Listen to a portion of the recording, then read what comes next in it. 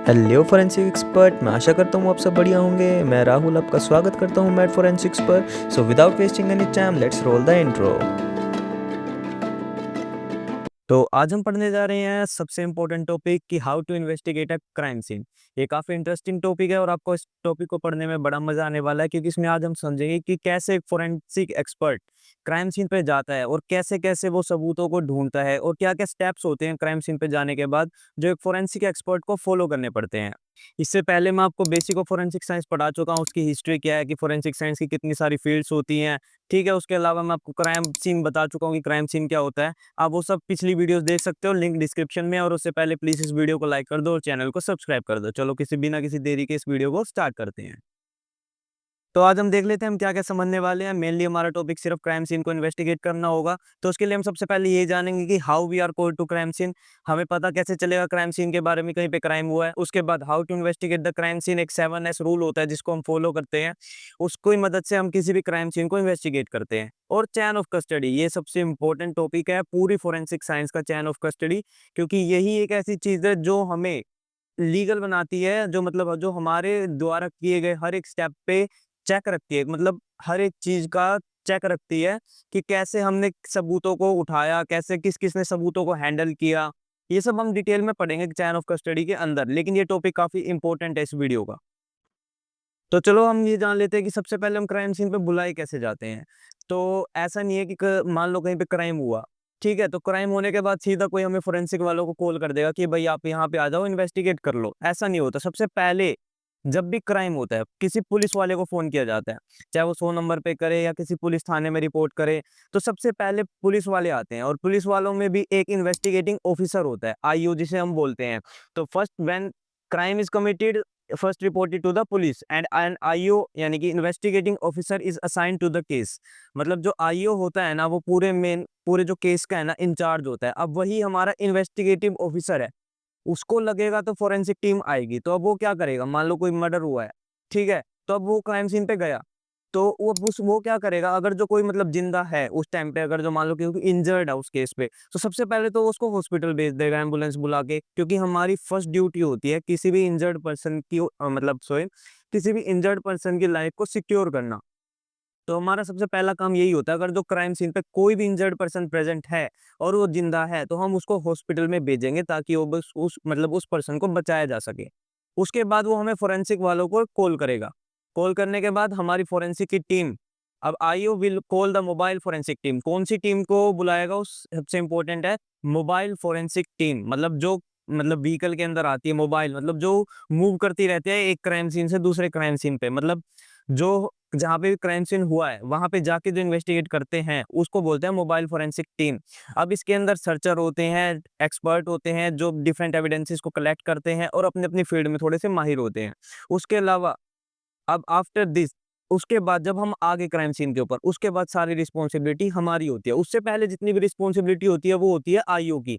लेकिन जब crime scene हमारे को हैंडल कर दिया गया, फोरेंसिक एक्सपर्ट को हैंडल कर दिया गया, उसके बाद सारी जिम्मेदारी हमारी होती है। उसके ऊपर क्या हो रहा है, कौन इन्वेस्टिगेट कर रहा है, क्या क्या सबूत उठाए जा रहे हैं, कौन कौन क्राइम सीन के अंदर जा रहा है, कौन कौन क्राइम सीन से बाहर आ रहा है, सारी चीजों का रिकॉर्ड हमें रखना पड़ता है। ये हमारे स्टेप्स के अंदर आता है। और आइए हम उनको एक एक करके अच्छे से समझ लेते हैं कि अब हम कैसे किसी भी फोरेंसिक एक्सपर्ट किसी क्राइम सीन को कैसे इन्वेस्टिगेट करता है।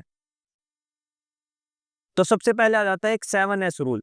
ठीक है, इन्वेस्टिगेटिंग अ क्राइम सीन, जब भी हम किसी क्राइम सीन को इन्वेस्टिगेट करते हैं तो उस टाइम पे हम एक रूल को अप्लाई करते हैं। एक सिस्टमैटिक अप्रोच होता है, मतलब ऐसे ही नहीं रैंडमली जाके हमने कोई भी एविडेंस उठा लिया, पैक कर लिया और चलो भाई लैब में भेज दिया, ऐसा कभी नहीं होता। एक सिस्टमैटिक अप्रोच हम यूज करते हैं। एक प्रॉपर हमारा प्रोसीजर होता है कैसे हम किसी भी सीन को इन्वेस्टिगेट करते हैं। उसके बाद जो हमारे 7S रूल है, इसके 7 स्टेप्स है। 7 रूल मतलब 7 स्टेप्स हैं। वो आप देख सकते हो यहाँ पे, एक एक स्टेप को हम अलग से समझेंगे डिटेल में। Securing the scene, separating the witness, scanning the scene, seeing the scene, sketching the scene, searching for evidences, securing and collecting the evidences. तो टोटल ये 7 स्टेप हैं।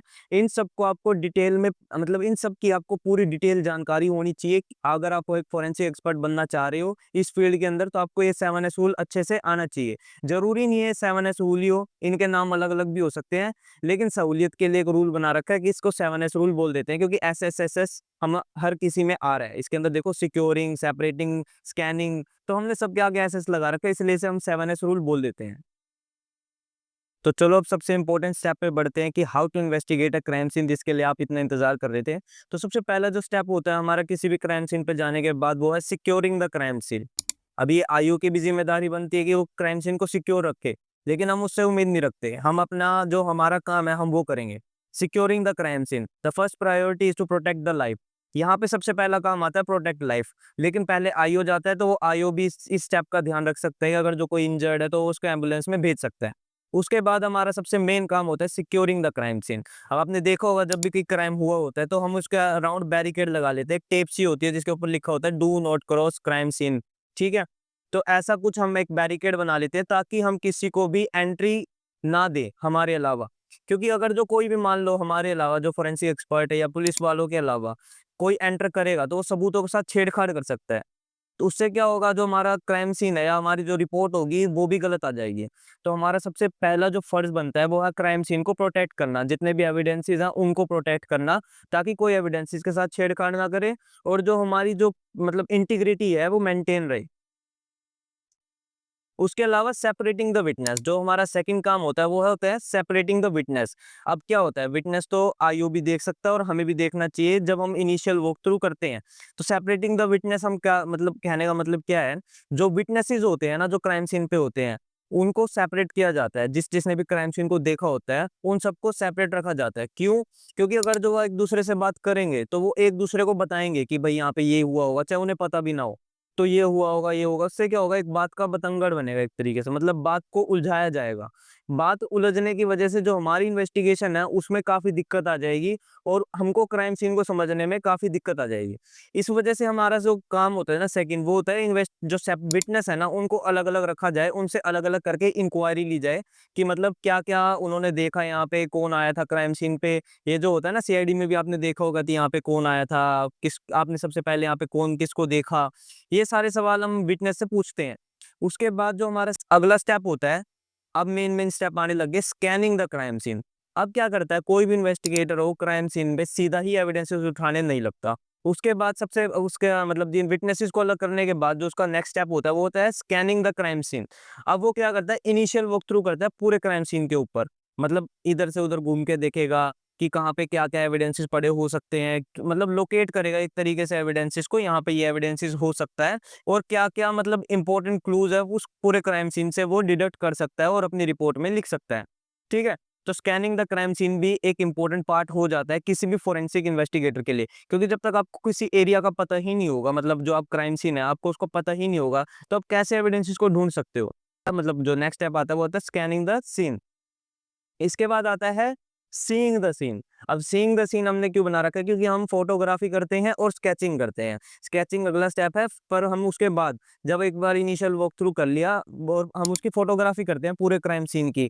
उसमें हम मतलब फुल क्राइम सीन को दिखाते हैं कि एंट्री पॉइंट क्या है, एग्जिट पॉइंट क्या है, ओवरऑल क्राइम सीन क्या है। उससे जो देखो हम तो क्राइम सीन को देख रहे हैं, लेकिन जो कोर्ट में जज बैठा है उसने तो क्राइम सीन वो तो गया नहीं, उसको कैसे पता चलेगा?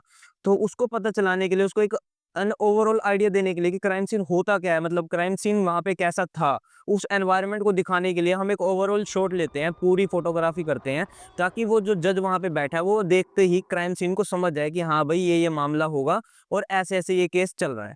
उसके बाद हमने क्लोज़अप शॉट भी लेते हैं, मान लो कोई डेड बॉडी है उसका क्लोज़अप शॉट भी लेंगे या कोई एविडेंस हम कलेक्ट करेंगे उसका भी क्लोज़अप शॉट लेंगे। और ओवरऑल मिड रेंज मतलब 3 शॉट लेते हैं हम, एक तो लॉन्ग रेंज शॉट लेते हैं मतलब फुल पूरे एरिया का, उसके बाद मिड रेंज शॉट जहाँ पे भी एविडेंसेस पड़ा होता है उस पूरे एरिया का, और जो एक क्लोज़अप शॉट होता है वो प्रॉपर एविडेंस का होता है। जैसे कि मान लो अब एक बॉडी पड़ी है किसी क्राइम सीन के ऊपर, तो पहले तो हम पूरे क्राइम मतलब एक रूम के अंदर पहले तो हम पूरे रूम की फोटो खींचेंगे, तो वो क्या हो जाएगा हमारा लॉन्ग रेंज शॉट हो जाएगा। उसके बाद जहाँ पे बॉडी मान लो किसी बेड के ऊपर पड़ी है, उस बेड की फोटो खींचेंगे बॉडी के साथ, तो वो जब मिड रेंज शॉट। और जब मान लो हम सिर्फ बॉडी की फोटो खींच रहे हैं, मतलब नेक के एरिया की या किसी पर्टिकुलर फेस के एरिया की जहाँ पे उसका सलाइवा है, ठीक है?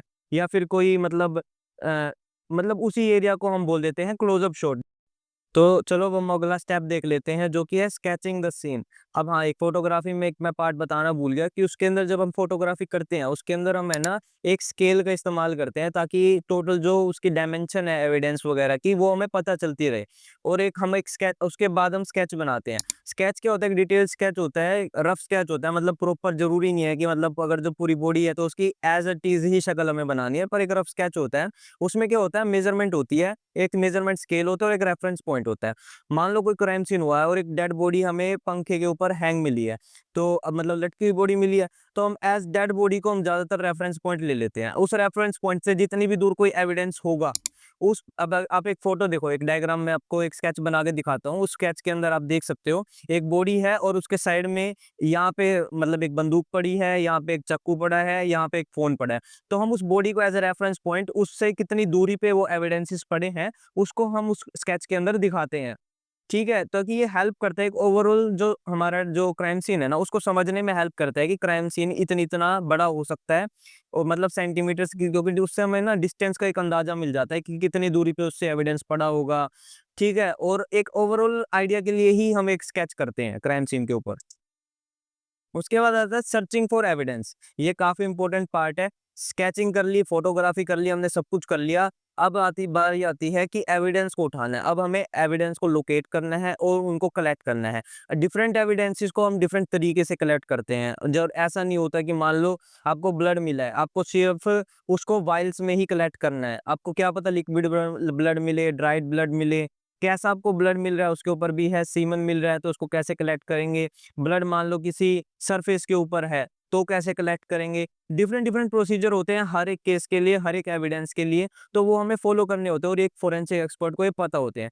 मेरी जो अगली वीडियो आएगी उसमें मैं एविडेंसेस को पूरा बताऊँगा कि डिफरेंट एविडेंसेस को कैसे आप डिफरेंट तरीके से पैक करते हो। तो उससे पहले प्लीज़ इस वीडियो को एक लाइक कर दो और चैनल को सब्सक्राइब कर लो। तो अब हम देख लेते हैं सर्चिंग द एविडेंस। इसमें मैं सिर्फ आपको ओवरऑल बताऊँगा कि पहले तो हम एक सिस्टमैटिक वॉक थ्रू कर लिया, एविडेंसेस को हमने लोकेट कर लिया कि भई हाँ, यहाँ पे ये एविडेंसेस हैं। जैसे मर्डर का क्राइम सीन है तो एक वेपन भी होगा, कोई वेपन मिल गया, उसके अलावा हमने कोई फ़ोन मिल गया, उसके अलावा हमने कोई डॉक्यूमेंट्स मिल गए। तो ये सब हम लोकेट कर लेते हैं और डिफरेंट डिफरेंट प्रोसीजर के अकॉर्डिंग हम उन्हें पैक कर लेते हैं। जैसे डॉक्यूमेंट है तो पेपर बैग में हम उसको पैक कर लेंगे। अगर जो ड्राइड ब्लेड है तो कॉटन स्वैब लेके हम उसको पहले एयर ड्राई करेंगे, उसके बाद उसे कलेक्ट कर लेंगे। तो डिफरेंट डिफरेंट प्रोसीजर है वो अगली वीडियो में आएगा जिसमें मैं आपको एविडेंसेस के बारे में पूरे अच्छे तरीके से बताऊँगा।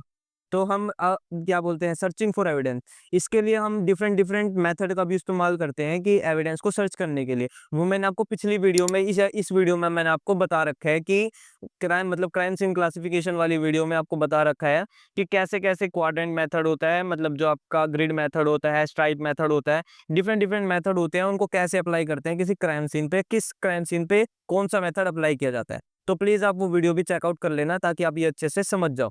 उसके बाद जैसे हमने लोकेट कर लिया, फिंगरप्रिंट वगैरह हम डेवलप कर लेते हैं फिंगरप्रिंट डेवलपमेंट मेथड से, वो भी मैंने आपको एक शॉर्ट बना रखा है, आप लिंक जितनी भी मैं आपको बता रहा हूँ लिंक डिस्क्रिप्शन के अंदर आप वहाँ पे जाके देख सकते हो। फिंगरप्रिंट डेवलप कर लेंगे, जो हमें बायोलॉजिकल सैंपल मिले हैं, सीमन, ब्लड, यूरिन्स या सलाइवा जो भी मिला है, उसको हम कलेक्ट कर लेंगे। वेपन जो मिला है, उसको भी सेपरेटली कलेक्ट कर लेंगे। उसके बाद जो हमारा अगला स्टेप आता है, securing and collecting the evidences. अब हमने सर्च कर लिया एविडेंसेस को, कलेक्ट भी कर लिया एविडेंसेस को। अब हम मतलब जब हम कलेक्ट करते हैं, कलेक्ट करने के बाद एक स्लिप होती है, मैं आपको फोटो में दिखा रहा हूँ। इस स्लिप में क्या होता है, केस नंबर होता है, टाइम होता है, क्या एविडेंस का मतलब एविडेंस क्या है उसके बारे में लिखा होता है। उसके अलावा इस पे आईओ के सिग्नेचर होते हैं, मतलब जो आईओ होता है ना इन्वेस्टिगेटिंग ऑफिसर, उसके भी सिग्नेचर होते हैं। उसके बाद इसको सील भी किया जाता है। सील करने के लिए जो आईओ की जो सील होती है उसका इस्तेमाल किया जाता है, फिर इसको लैब के अंदर भेज दिया जाता है। तो काफ़ी बड़ा प्रोसीजर होता है, इसकी प्रॉपर डॉक्यूमेंटेशन होती है कि कहाँ पे एविडेंस कि क्या एविडेंस था। वो जो चेन ऑफ कस्टडी है ना, वो अगला अगला पार्ट है, इसी स्लाइड के अंदर मैं आपको समझा दूंगा कि चेन ऑफ कस्टडी क्या है। उसको प्रॉपर तरीके से मेंटेन रखना पड़ता है। तो each item is carefully documented. हर एक आइटम को केयरफुली डॉक्यूमेंट किया जाता है। मान लो एक नाइफ मिला है, एक बेडशीट मिली है और एक मान लो आपको कोई फ्लावर फ्लास्क मिला है, ठीक है? कोई कंटेनर मिला है, तो उसको भी पूरा डॉक्यूमेंट किया जाएगा कि एक कंटेनर मिला है, इस कलर का है, इसके ऊपर ब्लड स्टेन है। ऐसे मतलब इंग्लिश के अंदर सब लिखा होगा कि that this flask contains a blood stain on this direction. तो इस लोकेशन के ऊपर इसमें ब्लड स्टेन प्रेजेंट है। तो मतलब ये सारी बेसिक चीजें उस पर लिखी होती है कि कौन कौन सा एविडेंस हमने कलेक्ट किया है, उसको लेबल किया जाता है, एक स्टिकर होता है वो लगा दिया जाता है। उसके बाद हम हरियाणा के अंदर अगर जो मैं बात करूँ तो हम एक बारकोड असाइन करते हैं एविडेंसेस को, वो सिर्फ हरियाणा के अंदर लागू होता है। हमारे पास एक ट्रैकिया सॉफ्टवेयर होता है जिसके अंदर हम एविडेंसेस को बारकोड देने के बाद उसके ऊपर चढ़ा देते हैं, ताकि जब लैब में जाए तो स्कैन करके एक्सेप्ट कर लिया जाए, और बीच में अगर जो कोई छेड़खानी करेगा तो उसको बारकोड तोड़ना पड़ जाएगा। तो बारकोड एक काफी इंपॉर्टेंट स्टेप है जो हरियाणा गवर्नमेंट ने लिया है। मतलब जो ये स्टेप है हरियाणा गवर्नमेंट ने लिया है बारकोड वाला, और उम्मीद करता हूँ कि धीरे-धीरे सारी फोरेंसिक लैब्स के अंदर भी ये तरीका आ जाएगा। मतलब जो बारकोड सिस्टम है हर एक लैब के अंदर धीरे-धीरे करके आ जाएगा। उसके बाद हम उसको प्रिजर्व कर लेते हैं और maintain its integrity, chain of custody हम बना के रखते हैं। Different evidences are packed accordingly. मतलब मैंने आपको ये स्टेप बता दिया, ये मेरी एविडेंसेस की पूरी वीडियो आने वाली है जिसमें मैं आपको अच्छे से एविडेंसेस को कलेक्ट करना बताऊँगा। ब्लड, सीमन, यूरिन या फिर कोई गन वगैरह मिल गई, GSR, gun shot residue, different evidences को मैं आपको कलेक्ट करना बताऊंगा डिफरेंट तरीके से, कैसे हम प्रिजर्व करते हैं, किन किन केमिकल्स के अंदर हम उनको प्रिजर्व करते हैं, विसरास को कैसे प्रिजर्व करते हैं।